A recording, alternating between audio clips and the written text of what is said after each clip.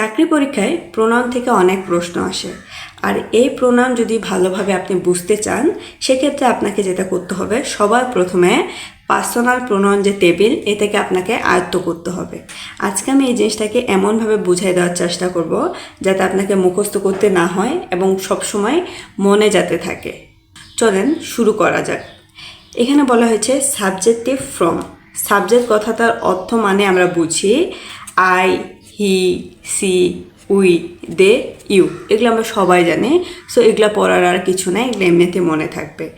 Objective from এখানে object সম্পর্কেও আমরা জানি যে আই এর অবজেক্ট মি, হি এর অবজেক্ট হিম, সি এর অবজেক্ট হার, উই এর অবজেক্ট আর্স এবং দে এর অবজেক্ট দেম, ইউ এর অবজেক্ট ইউ হয়।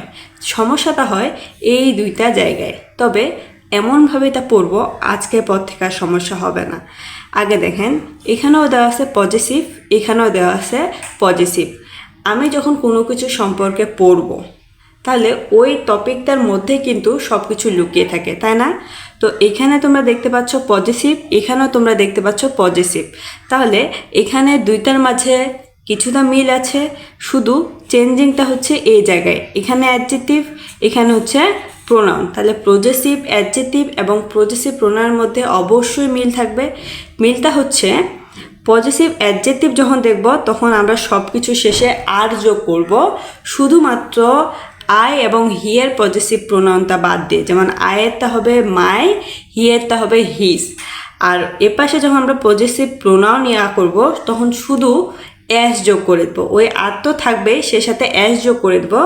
ব্যতিক্রম শুধু হবে মাইন এবং হিজ, ওই যে আই এবং হি এই দুইটারই ব্যতিক্রম হবে। এখন দেখেন, আমরা বলেছিলাম যে শেষে আর হবে, তাহলে এখানে কি আছে? আর এখানে কি আছে? আর এখানে কি আছে? আর এখানে কি আছে? আর আবার কি বলেছিলাম যে পজেসিভ প্রোনাউনে যখন যাবে তখন আর এর সাথে শুধু এস যোগ করব। এখানে কি আছে? আর, তার সাথে কি আছে? এস। এখানে কি আছে? আর, তার সাথে কি আছে? এস।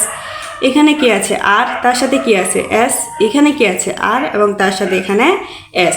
তাহলে আমরা বুঝলাম যে I, me, my, mine, he, him, his, his, she, her, her, hers, we, us, our, ours, they, them, their, theirs, you, you, your, yours. তাহলে এই জিনিসটা যদি আমরা এভাবে বুঝে বুঝে পড়ি এবং এটা যদি ভালোভাবে আয়ত্ত করতে পারি, প্রোনাউন নিয়ে আমরা যখন আলোচনা শুরু করব আপনি খুব সহজে প্রোনাউন সম্পর্কে প্রতিটা প্রকারভেদ আপনি বুঝতে পারবেন। তাই এই ক্লাসটি আপনার জন্য খুবই গুরুত্বপূর্ণ। এটা শেয়ার দিয়ে রাখেন যাতে বারবার আপনি দেখতে পারেন এবং আপনার রিভিশন হয়ে যায়।